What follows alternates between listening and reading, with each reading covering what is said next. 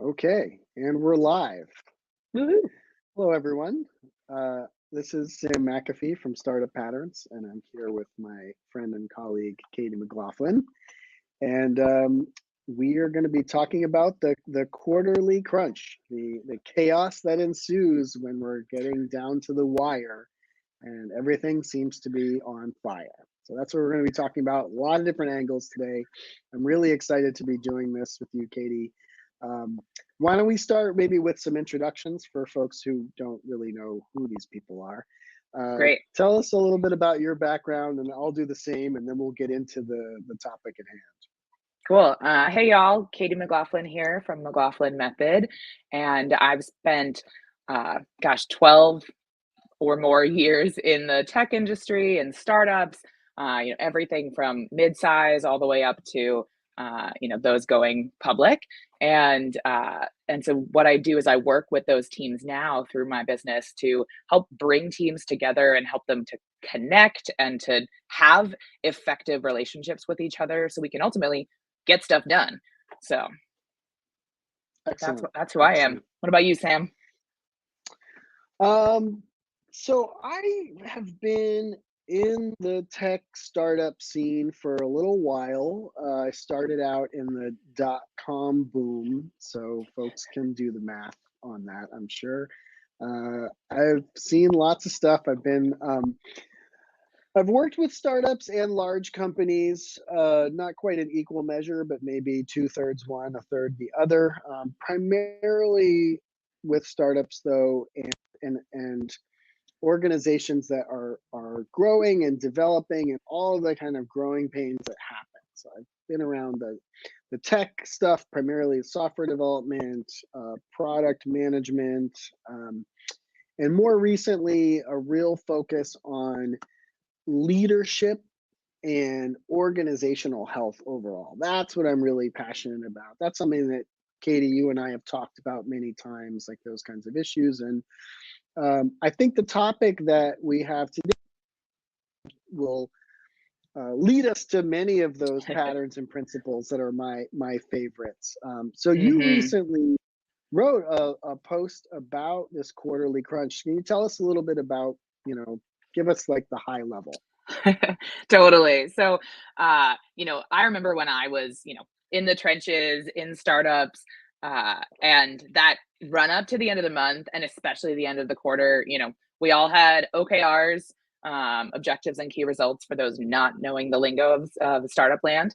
And, it was always like it seemed like everything went out the window and everything was a fire drill. And it was like push, push, push, push, push. And then we'd all be exhausted and burnt out at the end of that. But it starts again, right? The clock starts again on whether that's our sales goals or our customer service numbers or our product features or whatever. And, I just saw how potentially damaging that time can be for a team, for individual morale, and how much it would feed burnout. And so, one of the things that I talk about a lot is how we can, in the business world, learn lessons from how theater people do things. And so, we're all familiar with that phrase, the show must go on, right? And that's because there is a hard deadline. There is an opening night, people have bought tickets, and, yes, technically we could push that back. Um, but then we have a reputation issue, right? We have to return all those tickets, we lose that money, and then, it becomes this snowball. And so, what I found is that in the theater, that is really a coming together time rather than it being a competing, frenzied kind of energy. I mean, sure, we're all like, okay, we got to get stuff done and we might be, working really hard and late. But it's all in service to the team or the ensemble in the theater. And so I just kind of wrote about that and how, how that plays out in some different ways and ways that as a team and also as leaders, especially, we can be reframing how we think about this end of month, end of quarter time. So we still meet our goals without adding lots of extra stress and kind of imbalance to the way that we work together. Yeah, absolutely. Yeah. Let's stay in the problem space for a minute before we talk about solutions. Uh, What are some of the ways that you've seen this concretely manifest in organizations with people, with how they get on with each other, with getting work done, focus? You talked about burnout. Maybe like go into that a little bit. What do you see when you're out there?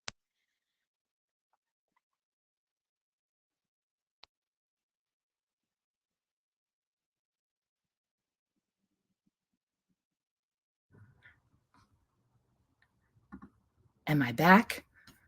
Yes. Did we lose each other? Did you miss my question? I totally did. It's Okay. funny. Right before this, Sam and I were talking about, the wonders of technology and how, these Bluetooth headphones just sometimes fail on us. And despite me charging these all morning, something, I don't know, all of a sudden it was just silence. And I could tell that you were saying something really compelling, Sam. It was so brilliant. I don't know if I can do it again, but I'll try. No, I was worried about my own headphones going out. Okay, it's great. Yeah. So what I was saying, Katie, was that let's stay on the problem side before Yeah. we get into the solutions a bit. And I was asking what ways that you will sometimes see this challenge concretely manifesting for people in their organizations in terms of, you mentioned burnout, which I think is a really important topic these days. How people relate and get on with each other when the pressure's on. Like, can you Mm. describe for us, like, when you're talking with clients or people are coming to you, or you're dealing with this particular challenge, what are some of the things that people describe for you? How does it actually manifest? Yeah. So, I mean, many folks, it's like all of our best intentions go out the window, in terms of how we Mm, talk, especially how we talk to each other. Right. And so it's, you know, all right, you better push, push, push, and do everything it takes to get the sale. And we just like all like amp up on this, stress level. And then I also find folks, they have to like cancel plans with their family, with their friends. And especially this time of year, we have a lot more going on outside of work because the weather is getting nice and everything. And so there can be this like, people describe this like resentment, right? That happens. mm, mhm, Um, and one of the things that I also saw a lot especially when I work with sales teams, is that some of the worst sales, the ones that don't stick, right, are the ones that are made at the end of the month, because it's like, oh, that's really interesting. yeah, like do anything for a sale. And the implementation people are upset afterwards. It's like, you sold this customer a bill of goods that we don't do. uh Mm, and then those customers are resentful, and then they churn after a year anyways. And so we've really mhm. not met any of our actual goals, right? If we're in the software, like as a service SaaS industry, right? We're looking at those churn percentages, and we're looking at that long-term value of a customer. So what have you Yeah, seen, kind of in this crunch time? a lot of the same. Sales example really read me. Having, I have an engineer a long, uh, you know, come from, and there's a tension between sales and engineering. And I think that these quarterly crunches really brings out. Oops, excuse me. There's really a phone here, Wow. I know Sam's got like a physical office, y'all. It's not just home office like mine. and I'm muted because I can't stop it either. Sam's experiencing his own end of month crunch time, right? Where that phone's always ringing. So very real world stuff. And I know for anybody out there who's not like in the tech world, not part of startups, I'm sure this resonates for you. That we've got those goals, and it feels like, okay, we can't. There's literally nothing we can do. We can't push back the end of the month. We can't push back the end of the Right. quarter, or for some organizations, this is the end of their fiscal year. So like, many of them are in the like, we have to spend it or we lose it, right? Time frame. So that just by itself is breeding this like frenetic energy.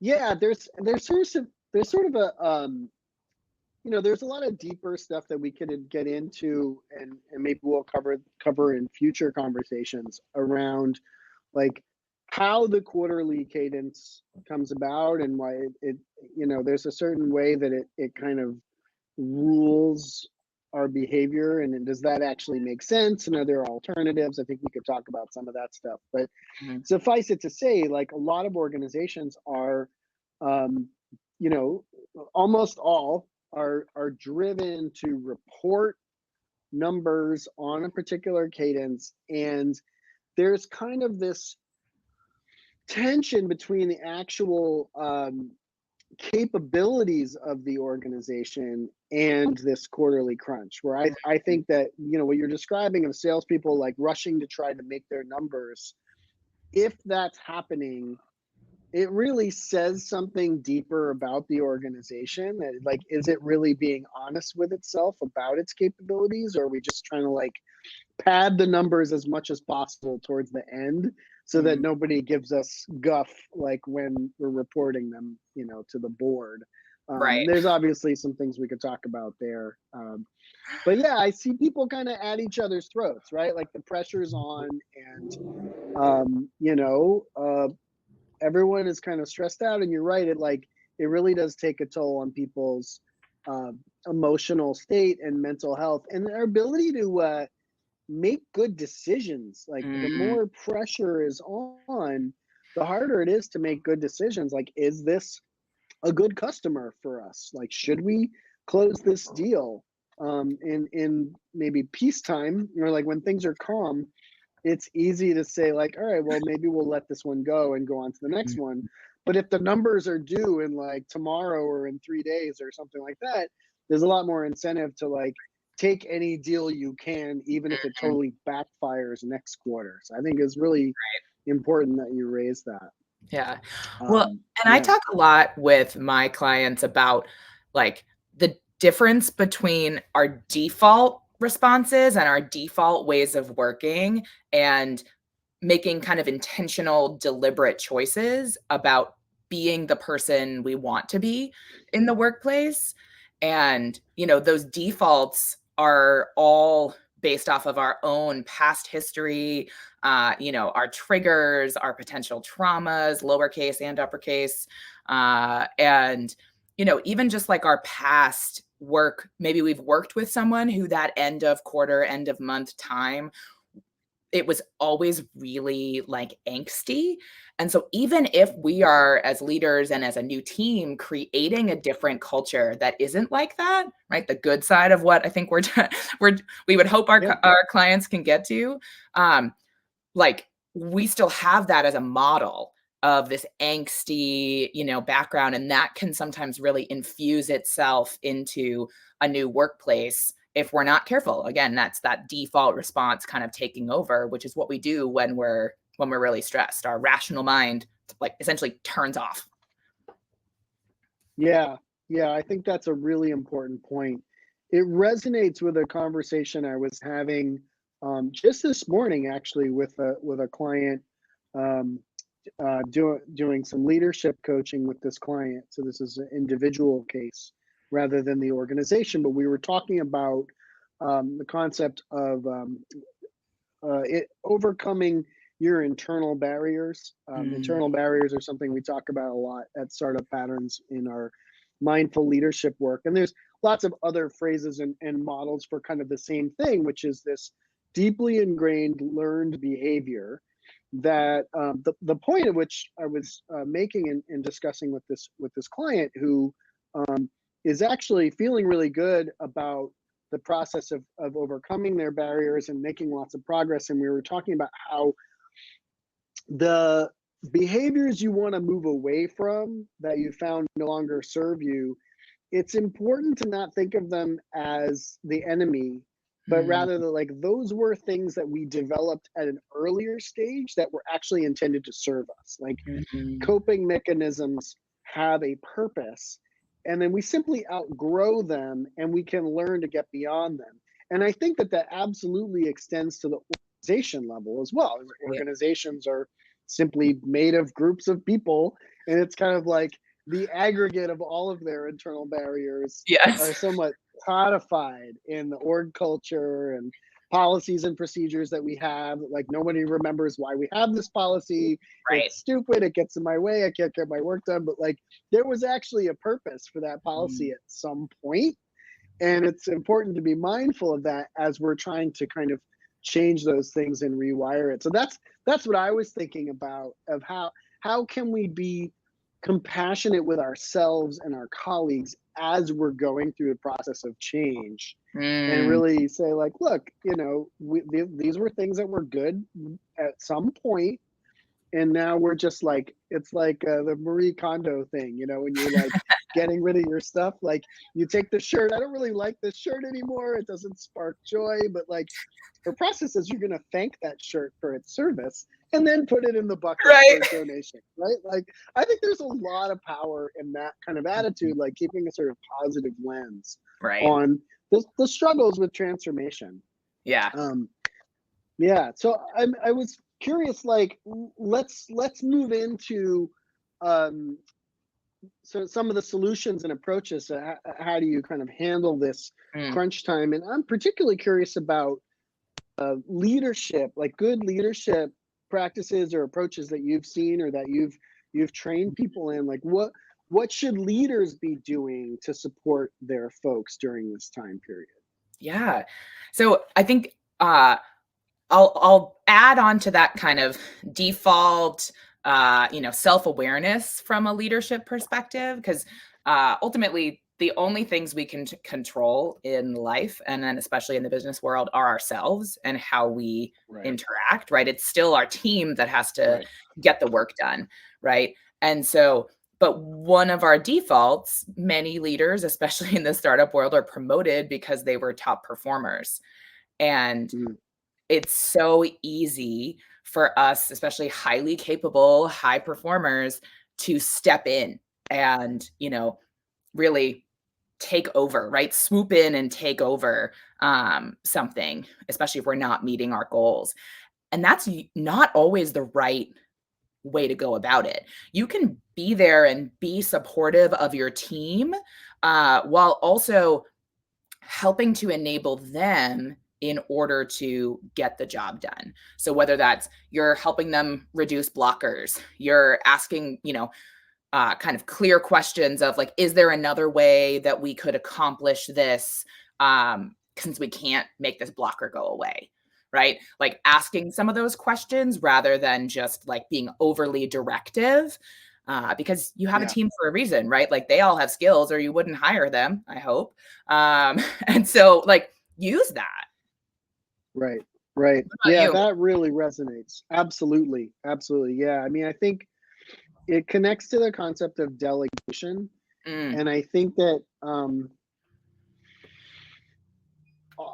leaders always all the leaders that I've worked with, as they're developing, always struggle with the balance between control mm, and proper delegation. So like if you, it's like sort of baseline leadership coaching 101 here, that if you are going to be developing your next generation of leaders, you've got to be able to let them learn by struggling, and giving them kind of a safe to fail environment. And there's a tension with being accountable and the quality of output for yourself, for your department, for your people. So mhm, everyone has that tension when you're leading a group or leading an organization.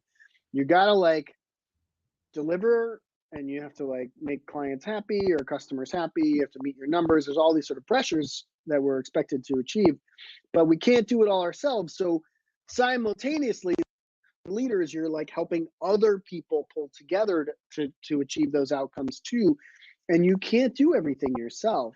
mhm, And I think like what you were saying about when they're tempted to roll up their sleeves and dive in, perhaps because experience or they're more capable, or like you're a leader for a reason. You've already been there. You can do the stuff if you have to. Right. You know, the captain of the Enterprise can like do every job on the ship, but that isn't actually their job. Every once in a while, there's an episode where they have to like go down to the engine room and do a thing, Right. but I think you only get a couple of those cards. Like you can play that card if it's a real emergency, but every time you do, you are taking away agency from your people and you're telling them they're not good enough, that like it's an emergency and I've got to step in, which may be the case. Like that sort of has to be feedback sometimes. Right. But doing that too much, like reaching over people and micromanaging, completely destroys your ability to develop people so that they can really be trusted to be delegated to in the future. You got to give them that space to figure it out on their own. And that is something that a lot of leaders, like the pressure of being accountable, makes that very, very hard. I think it's one of the hardest mental things to do for leaders. So Yeah. that's what I think about in terms of that. Well, and I'll just, again, humanize this for a moment. I've led people, Sam's led people. Won't put words in your mouth, Sam, but I know that I really struggled with this sometimes too. Because as a leader, it feels like the success or failure of your team is high stakes for you, right? Yeah. And so it's very personal. And so if I don't know how to navigate that myself, right? And not put all my stuff around how do I need to respond when I feel like I'm potentially under threat, my job might be under threat if we don't meet these goals, right? I have to measure that and be aware of it, right? Self-awareness first, be aware of what is this scenario doing to me? And then recognizing that there is elements that's happening to my team too, right? Like there's empathy there.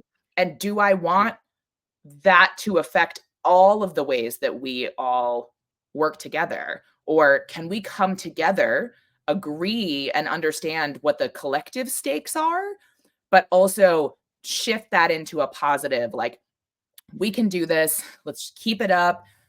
Let's talk to each other, ask if you need help. We can make changes. We can be nimble if we need to. Being really positive is, I think, a really key thing that we can do as leaders at this time of the month or the quarter. Yeah. I think you really touched on something really important there about the importance for leaders of communication over doing things. So like it's another challenge I think a lot of folks who are kind of relatively new to managing people or leading will struggle with the concept that actually most of your job is to listen and talk. And when you're talking, probably saying the same 3 to 5 general things over and over again to inspire people. And so like, setting the right tone, it's so much communication so that you can like get people in the right mindset so they can do their jobs effectively. But your job is to make a speech and then get out of the way. Right? Yes. Like, I think that's like a hard thing for folks who aren't used to communicating at that level. That's a whole set of skills that you need to learn. And so at the end of the quarter, when everybody has to pull together, is like a perfect time to set the tone, but try to like tie your hands behind your back if you have to, and let them get the work done. Right. Yeah. I was looking for quotes earlier when I was posting my blog, and I found this quote from George Bernard Shaw, who is actually a playwright, funnily enough. And he said, he said, the single biggest problem in communication is the illusion that it has taken place. And that really encompasses a lot of what I try to work with my clients and with my, leaders and teams about. Is our work lives are full of assumptions. We assume that someone else, especially as leaders, we assume that our team is thinking about the problem or thinking about these goals as much as we are. And the reality is it's not. We're all frankly decently self-absorbed, whether we want to admit it or not, right? We live inside of our own heads. And so communicate, communicate, communicate, repeat yourself, repetition. You literally cannot repeat yourself enough. It because people like we get distracted, right? My Yeah. my headphones went out while Sam was saying something super profound earlier, right? Like, that happens. It's gonna happen, especially with like remote teams, or you're tired and something shiny happened, right? Like it happens. And so just keep repeating yourself, reiterate it in multiple forms. Keep doing it. Yeah, absolutely. Looks like we're coming up on time for our chat, and this is I think we've covered a lot of really interesting stuff here. It's been really fun, and Yeah. I think we're gonna have to do more of these. I think this is a great way to share some of the ideas that we like. We have these conversations internally all the time, and it's nice to Yep. like do a little bit out in the open. But give us a last few kind of finishing thoughts of what you want to leave people with as they're approaching the next end of quarter, because actually it is the end of quarter now for some people. It's Right. it's the end of June, and Yep. July 1 is often a quarterly marker. So what are some final thoughts that you would leave people with? The biggest thought I would say is take a deep breath, find your center wherever you can, and really recognize the power of team, right? Or the power of ensemble, like we talk about in theater world, where everyone has value and we need the whole ensemble in order for that production to happen. And we need our whole team in order to meet our goals. So, show up, get everybody engaged, and try to stay as positive as you can while catching yourself as you fall back into these, defaults. Wow, What about you, that's Sam? great. Final Yeah, tips? I don't know if I can top that. I mean, not top it, but like match it even. Yeah. Yeah, I mean, I think that means a lot to me. I think the positivity is really important, and it's not a trivial thing. I mean, I think that in a lot of ways, we're all dealing with a lot of internal monsters and demons, and we often can inadvertently create our own reality by projecting our fears onto others, and it messes up communication and messes up our performance. And so, like you said, I think the taking a deep breath is really important. It sounds so simple, but I think like for in this world, for us to just be able to slow down just for a minute regularly throughout the day, maybe between each phone call or each meeting, just take those 1 or 2 minutes to breathe and center yourself before you jump into the next thing. That makes a huge difference in Yeah. performance and how we work with others. So, yeah. Totally. Well, this has been really great, Katie. I'm really glad that you agreed to do this with me. I've had a lot of fun. Yeah, me too. Thanks so much. And we'll have to do it again soon sometime. Cool. Sounds great. Thanks so much, Sam. All right. Thanks, everybody. See ya.